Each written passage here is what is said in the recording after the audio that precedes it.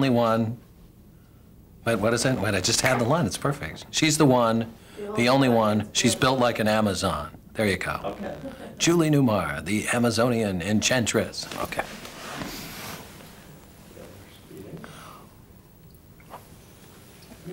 Well, I'll bet you remember your first meeting with Julie Newmar. I'd love to hear what were the circumstances of it and what your impression was of this icon. Before I answer, yes. When you say first meeting, you mean when I first saw her on TV, or? No, I'm sorry, personal meeting. Okay, so we're jumping past my, jump around. adolescent, prepubescent worship of her. Okay. Right. Okay.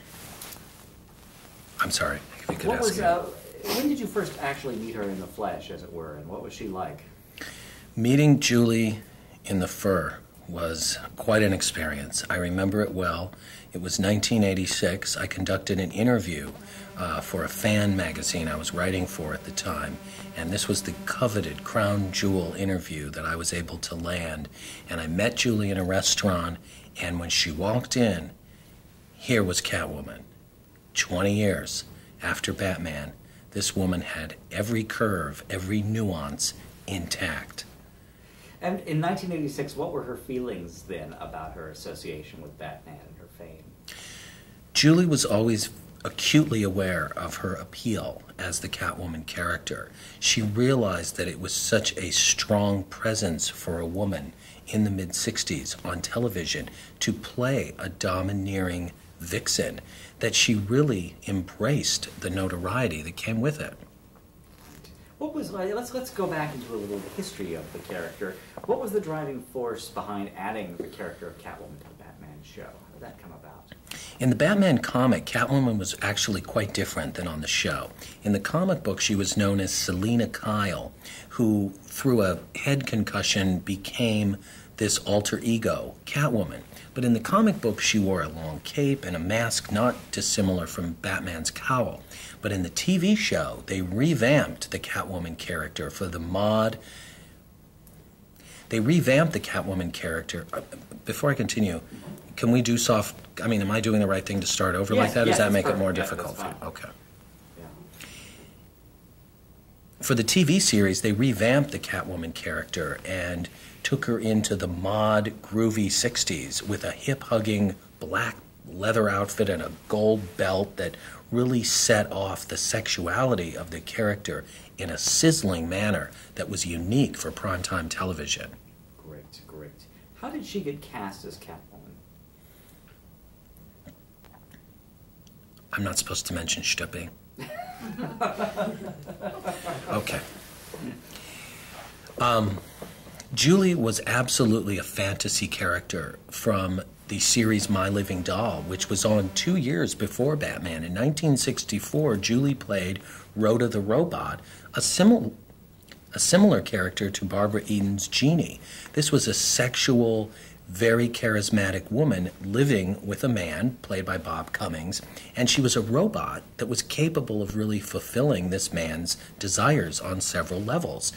Well, that was the sexual allure that Julie brought to the Catwoman character. And I think the producers of Batman, particularly Howie Horowitz and William Dozier, wanted a strong female presence to challenge Batman in a meaningful, believable manner. And in the first appearance of Catwoman in the first season of Batman, if you watch that episode, it's a much more serious, almost dangerous Catwoman than you would see in Julie's later appearances in the second season. The first episode, The Perfect Crime, really broke the mold for the Batman series by adding spice and sexuality on a different level than the previous episodes. Perfect, thank you. What qualities, you've talked a little about what qualities she had prior to it. What qualities do you think she brought to it that perhaps even they had not imagined Julie was an outstanding talent. She was a trained dancer, both a ballet dancer and a free-form modern dancer from Broadway shows. She had incredible... Sorry, let's hold for a moment, it's so loud. Sorry, Hal. It's okay. Okay, let's take that one from the top. That's okay.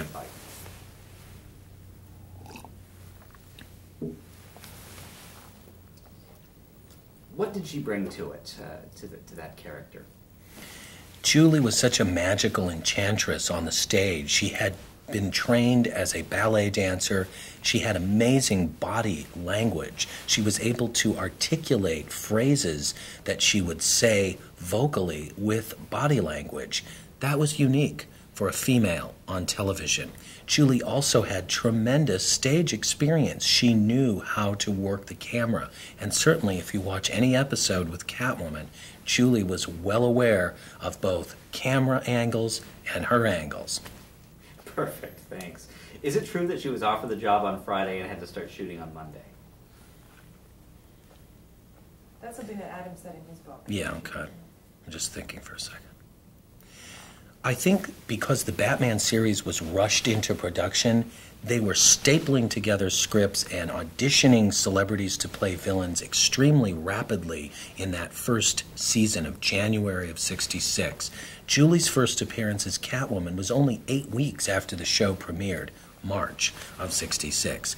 I don't think there was much time between her being cast as Catwoman and her being fitted in that skin-tight licorice bodysuit that became a permanent fixture for male adolescents in the mid-'60s. Oh yeah, let's talk more about it, in fact.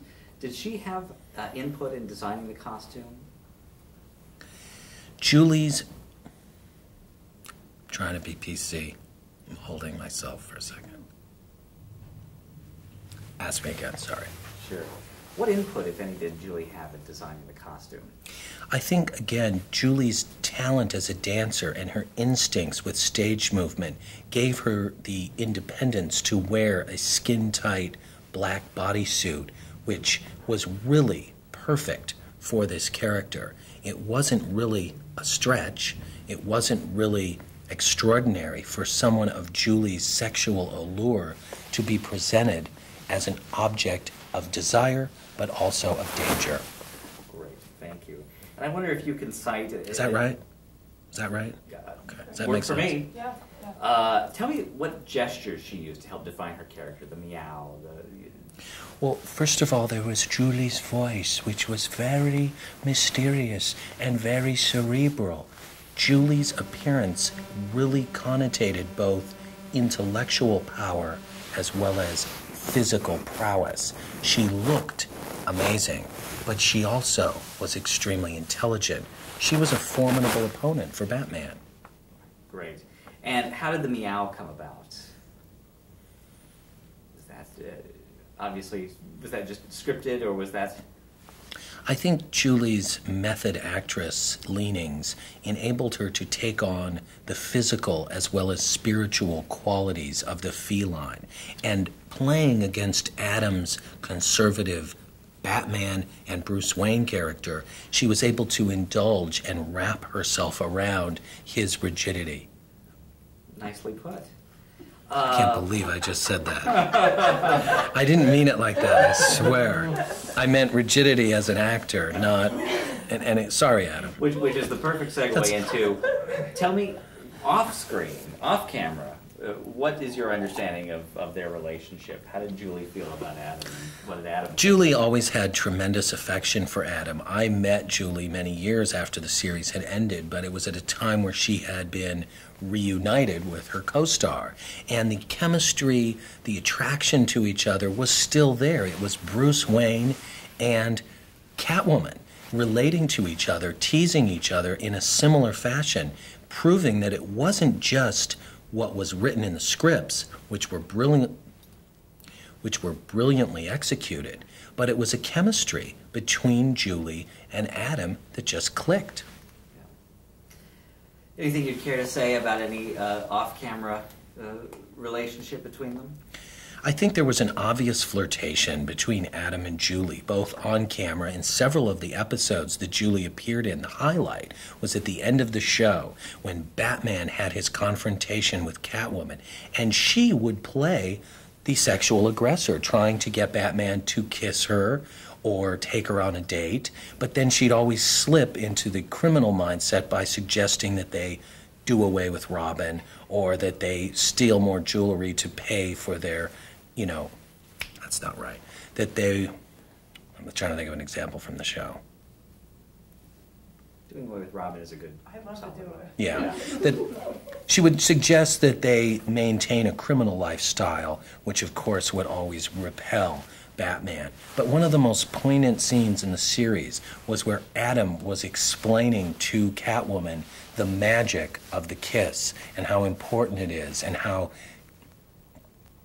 romantic it is. And at the moment that he was going to make the proverbial bat move, Robin shows up and spoils the moment.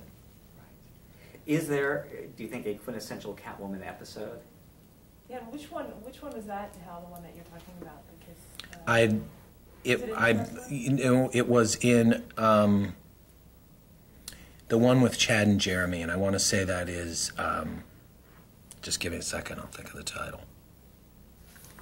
I want to say it's The Cat's Meow, The Bat's Kowtow. I know it's the one with Chad and Jeremy as the guest stars, so it's easy to look up. It's in the second season. And it is an important distinction, I don't know how you'll use it, that Julie made one and only one appearance as Catwoman in the first season, and then Lee Merriweather played the character, because a lot of people always ask, I don't know if you need this, but this is a distinction that should at least be noted, that when Lee Merriweather played the Catwoman character, and I think she did a great job, because I want to be on her show too, Lee Merriweather had only one episode of Julie to compete with. People in retrospect think, well, but Julie played the character all those episodes, why did they use Lee Merriweather? Because Julie had only done it once. So it wasn't so firmly established that another actress couldn't slide in. So anyway, sorry. I wonder if you might say something to the effect that Catwoman was the one villain that we rooted for, unlike the others. Catwoman being so sensual and so witty was really the one villain we all cheered for against Batman, because we wanted these dominatrix qualities to overtake his willpower. Great. Low rumble in there. Yeah. Well, should we Want it again? I'd love to hear you say dominatrix again. Okay. Let's do it again. Hold on. Ask me that question again, sorry. Okay. How? we still have it, but I don't know if it's a car.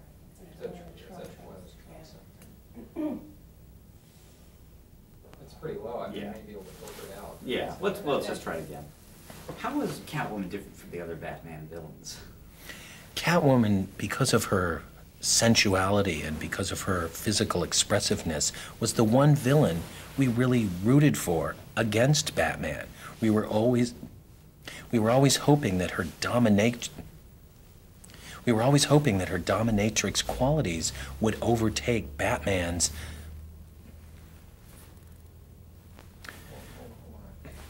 Start again. Give us 1 second. Irritating truck.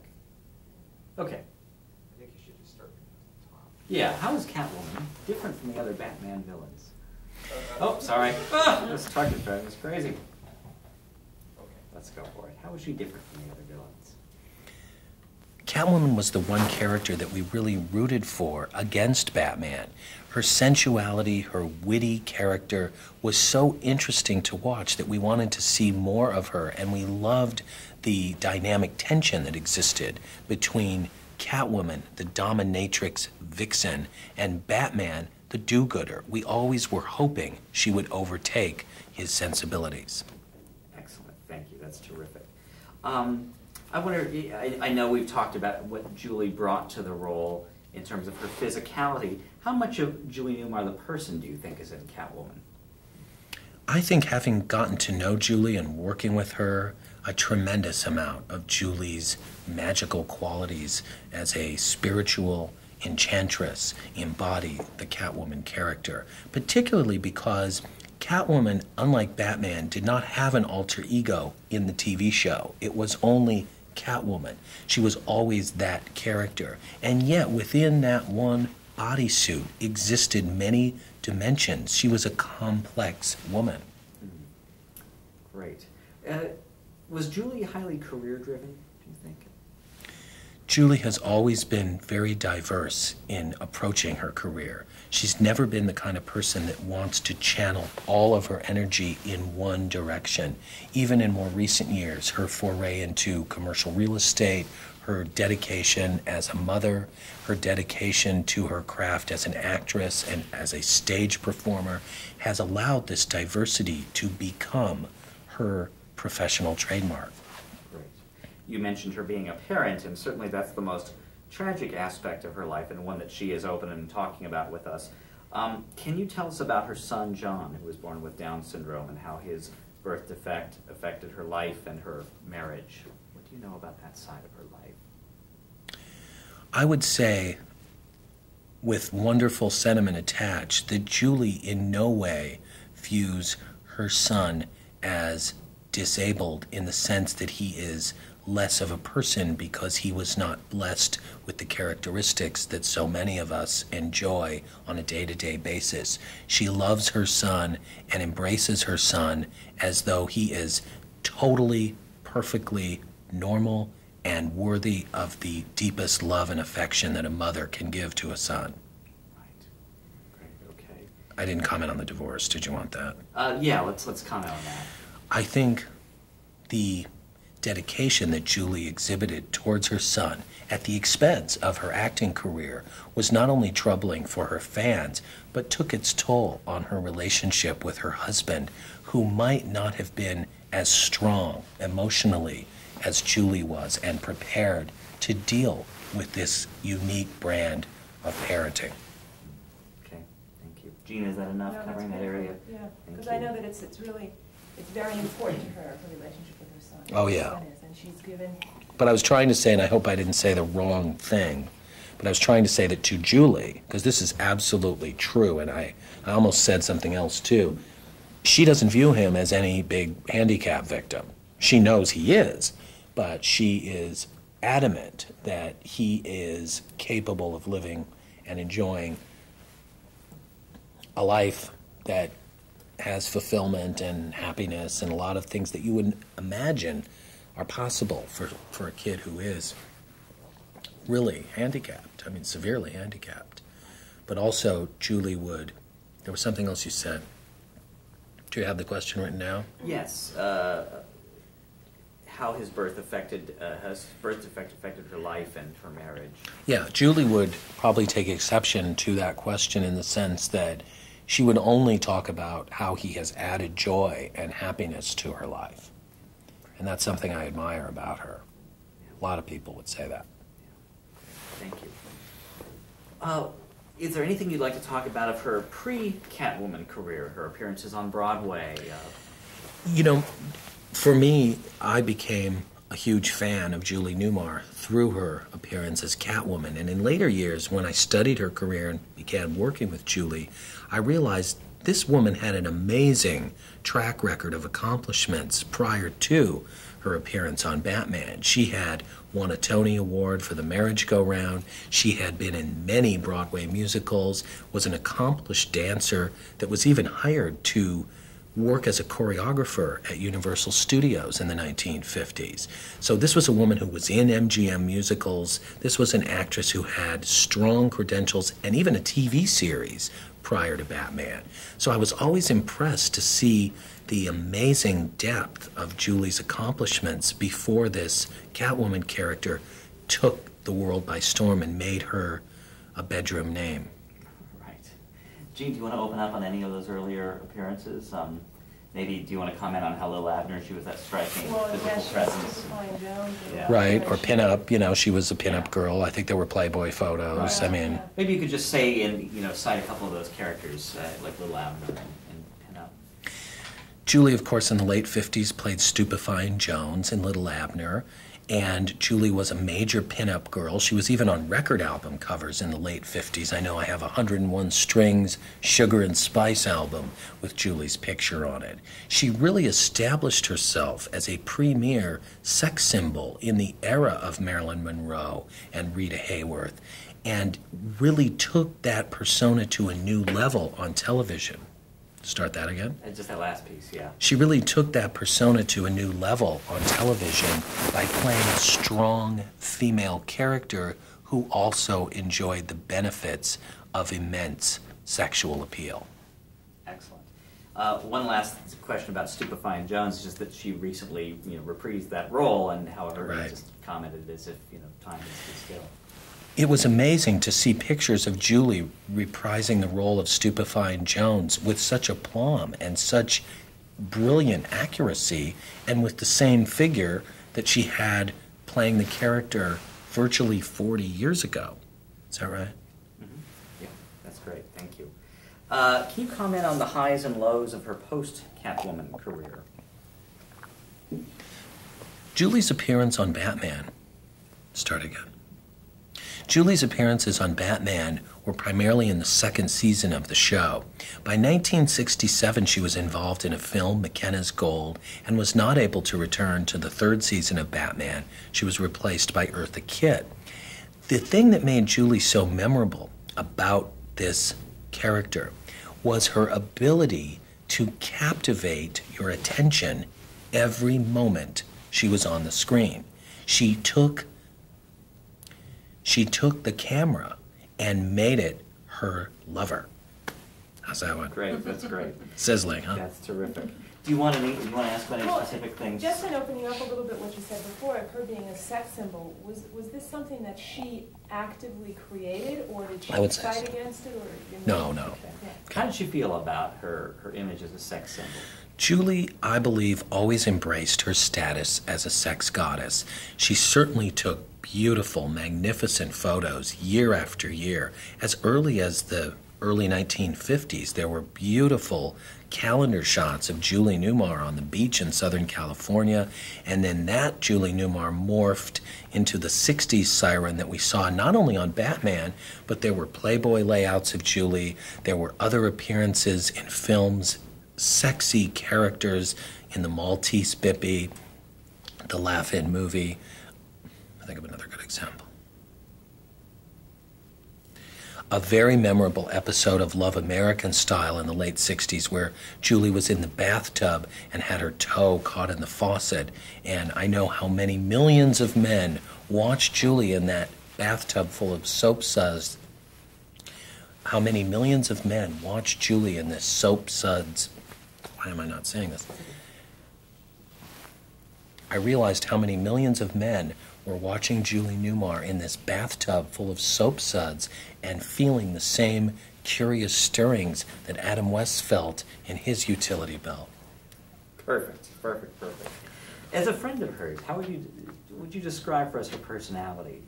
Her sort of mystical side, her kooky side? Julie is absolutely a larger-than-life character, not just not strictly because of her physical prowess, but because of her magic insight when discussing anything from politics to the menu at the restaurant that you're at. She has an ability to take an everyday situation and put her unique brand of spiritual insight into the mix. Great. How has she changed over the years?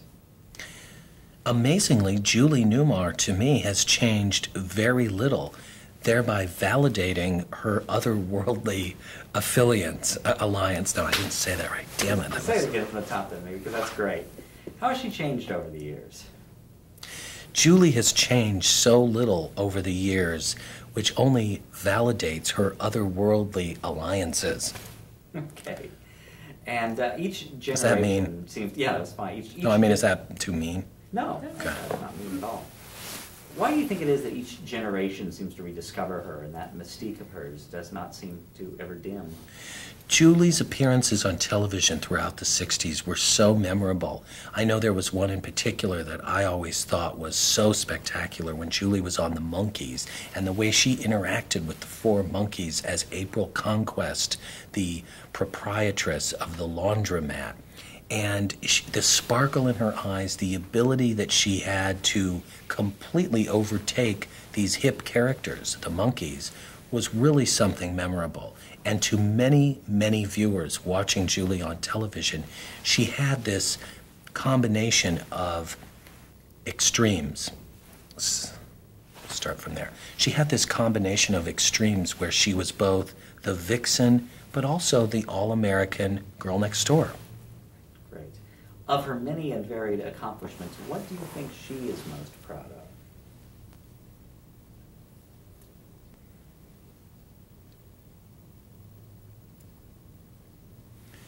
I would say that for the last 15 years of Julie's life, she is, without question, the most proud of her devotion to her son and to the progress that he has made in his life as a result of her love.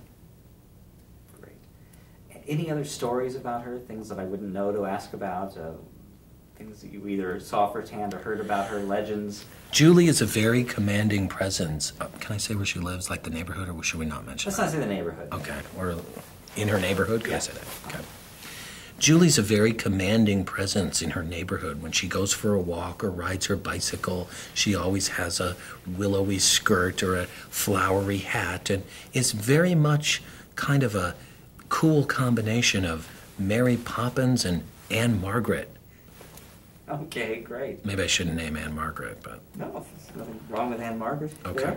There. We've already done her show. Yeah, we've done No, I didn't mean that, but is that really a good example of Julie's kind of a sexual character Yeah, that's a unto good herself. contrast. Okay. Gene, is there anything else you want to get? No, just if you would comment a little bit, going back to Batman and how Julie as the Catwoman would be different from Earth Movie as the Catwoman. Okay. That's a good, yeah.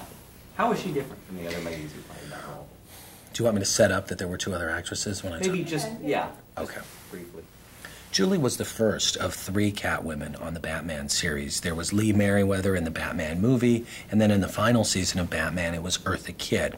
But Julie's Catwoman was so memorable because of the chemistry between her and Adam. The other 2 actresses were dangerous and were The other 2 actresses were dangerous and had a lot of sex appeal, but Julie had chemistry with Adam that made the viewers want to see them battle it out. If not